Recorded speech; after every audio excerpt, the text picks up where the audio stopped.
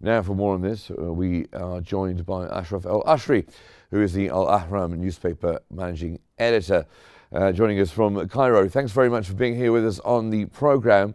So what specific concerns have been raised about the GHF, the Gaza Humanitarian Foundation, and its neutrality and compliance with international law?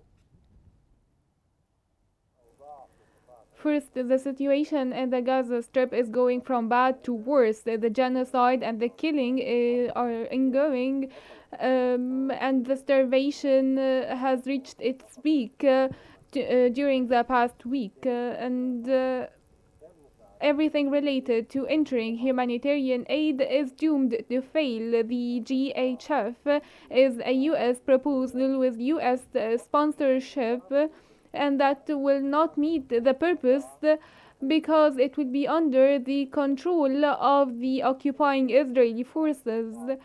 Four areas will be established in the center and the south of the Gaza Strip. And what will the population of the north do? Will they go daily to the center or the south to get one meal, and they will not be able to go back to the north again?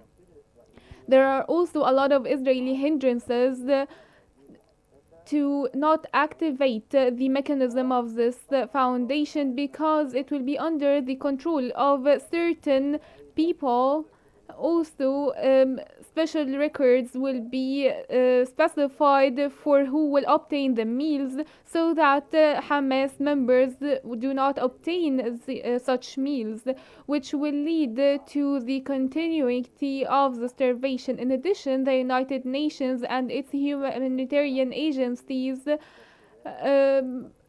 suspected that this foundation would actually succeed to provide food as a U.S. Foundation under the sponsorship of Okay, Israel. well, I just want to bring us on to another point here. How much? I mean, we're talking now about private security contractors being brought in for aid distribution. What would that mean for the safety of civilians in Gaza?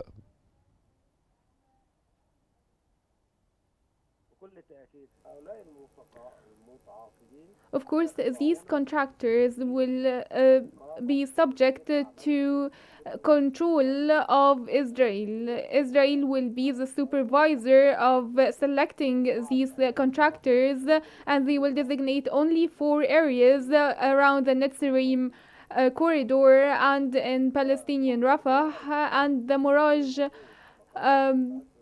corridor. And this will deprive half of the Palestinian population of the humanitarian aid and food, and it only gives each person one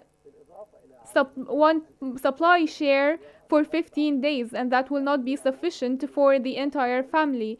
Also, selected persons will be chosen to get these supplies. So this foundation is doomed to fail. In addition, the Israeli intervention will intervene to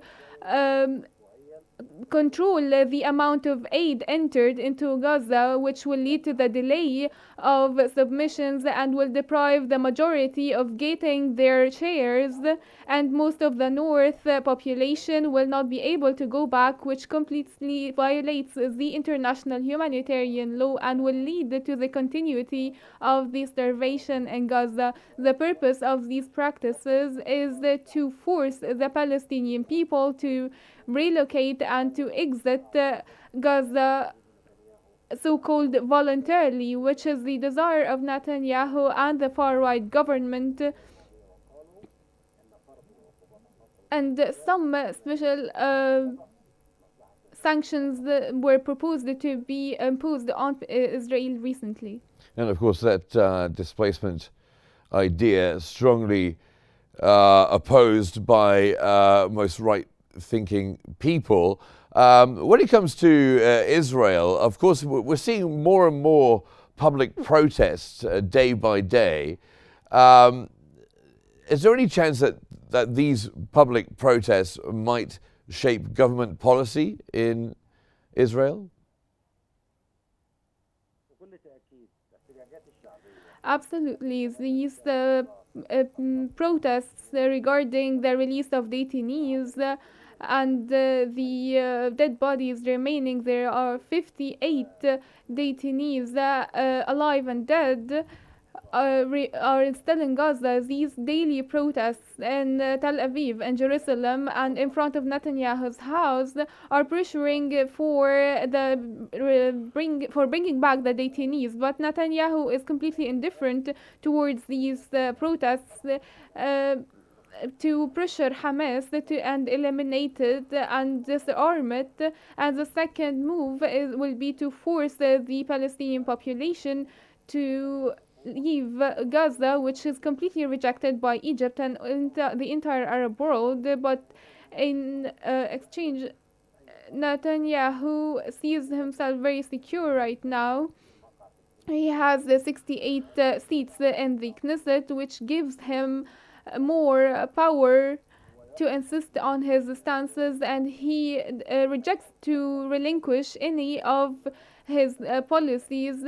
And even the delegation sent to Doha for the negotiations was drawn without any reasons or justifications, and he did not even accept a 55-day truce.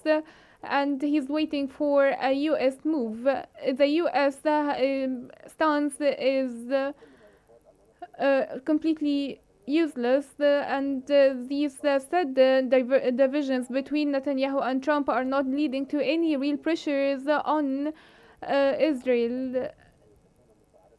Now they are stopping. There are threats of pressures from Europe on Israel to impose sanctions or threat the economic relations during the next few days. Well, thank you very much for joining us, Ashraf Al-Ashry, who is the managing editor of Al-Ahram newspaper. Thank you very much for joining us here on the program.